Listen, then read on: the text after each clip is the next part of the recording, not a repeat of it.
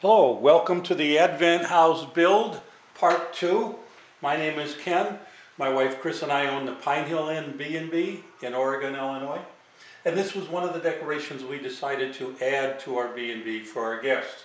It's been very, very popular. In Part 1 we discussed what comes in the kit and putting it together and the basics and some things about how to put together the top, and that you should keep it in a separate piece so that when you go to store the atrium, you can just take it off and it'll store safely separately. All right, now let's go through finishing the house. As mentioned, that the windows on the side do not come with the kit. You can buy those separately. When you put the house together and you put the pieces together, you can decide whether you want windows on the side or not, because you can either punch them out or not punch them out. Pine Hill Inn, Bailey's, makes the project go better.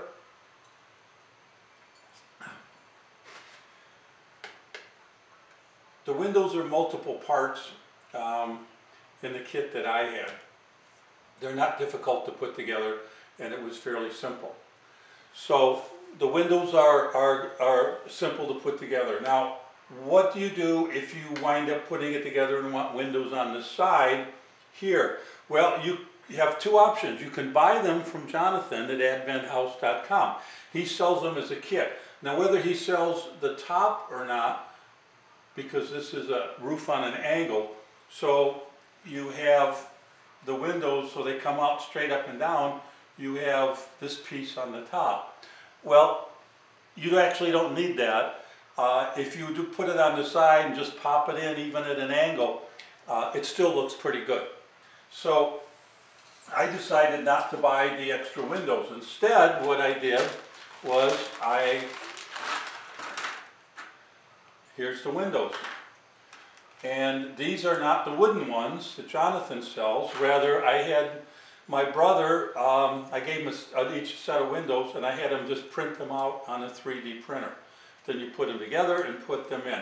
Now, I don't have the windows open on the sides except for one of them that I put in a picture of my wife and I. Otherwise, I have them all closed. I think to do it over again, I would probably go ahead and make them all open and put various pictures of the family in there. But it's fairly simple. I mean, if you do any 3D printing or know someone that has a 3D printer, you can get these windows made up. Actually, once you get the kit and you get all the pieces, you could scan it and you could do a 3D of all the walls and everything. In other words, you could 3D print this entire thing. So, not that what I did here. One of the things when I installed the roof, this roof is a separate piece, you'll notice there's trim across here. It didn't come with that. This is two pieces, an outside piece and an inside piece. Again, I use trim wood that comes from Hobby Lobby and places like that. When it comes time to put on the brick or whatever you want, this is painted a stone, rattle can paint, but it's a texture. You have two choices. There is 1 to 12 scale and 1 to 24 scale. 1 to 12 means 1 inch for every 12 inches in real life, whereas 1 to 24 is 1 inch for 24 inches in real life. So that says if this is 5 inches here, then that would be 5 feet. So 1 inch to a foot, that means that this door would be 5 feet tall. It's obviously taller than that. 1 to 24 means it's 10 feet tall. Probably a little too tall. So when I ordered brick paper to put on, I ordered 1 to 24 scale because I thought it fit better. This is 1 to 12 scale that you can use in doll houses, and I thought the 1 to 24 worked better. It's you put on with contact cement on the back and the front, on the wood and on the back. Pre-fold it, make sure it fits before you put it on and actually put the glue on, and put the seams at a window so you don't see them. If you had the seam at an edge here, then it's possible that you could see the seam, but when it's by the window you only can see a small part, so you want your seams to be like right there as you put this together. When it comes to the inserts, I had to do my own. And the reason is Jonathan says that he will supply them, but I called him on several things and I never got an answer. Emailed him, never got an answer, so I made my own. The big thing was to size them out. If you want some, email me, ken@pinehillbb.com, ken@pinehillb.com. Say, if any of you have a kit and you're trying to decide if you want to put it together or not, and you decide it's too difficult, I probably have to put together more kits for the family. So if you've got enough pieces there to make it worthwhile, I'll be glad to buy it from you. Just go ahead and send me an email to that same email address. All right, so you put in your own vellum. You can put in anything you want. I took cards. I just do images off the internet. The main thing is to get them sized. That's the tough part. I put in a leg lamp as a joke. My wife liked it so much that we're going to keep it in. Now, when it comes to lighting and how we do that and what it looks like, I have a back on here, and the back has tin foil across it that helps with the lighting.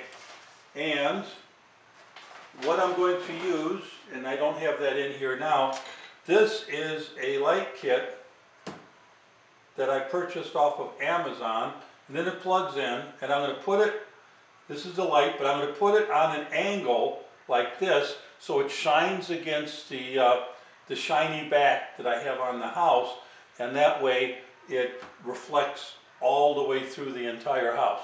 It also, see if I have the box for this, here it is, off Amazon. It comes with a switch for low, medium, and high. Now, you really need to use LED lights, and the reason is that if you use an incandescent regular bulb, it could get a lot of heat buildup inside the house. That could make the vellum fragile, where it could break.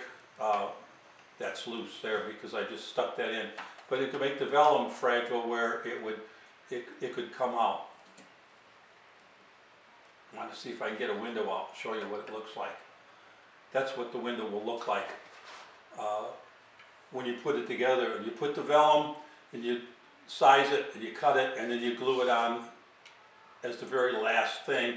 And then you pop it in here and you can put a little bit of that super glue in, but this one's not in because I want to show you how it works. Overall, the project can take quite a while. If you go to advent.com, Jonathan says 40 hours. I've done a lot of modeling and I'll tell you that it takes more than 40 hours. I could probably build another one a lot less.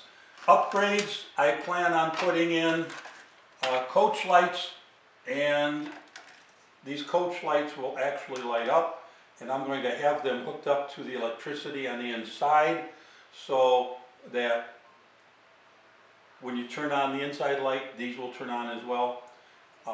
That's what I'm going to do now that Christmas is gone and we've taken this off the mantle. I'm going to fix it up.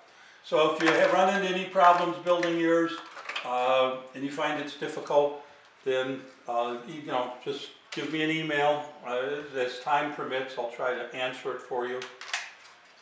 Otherwise, get yourself a glass of wine.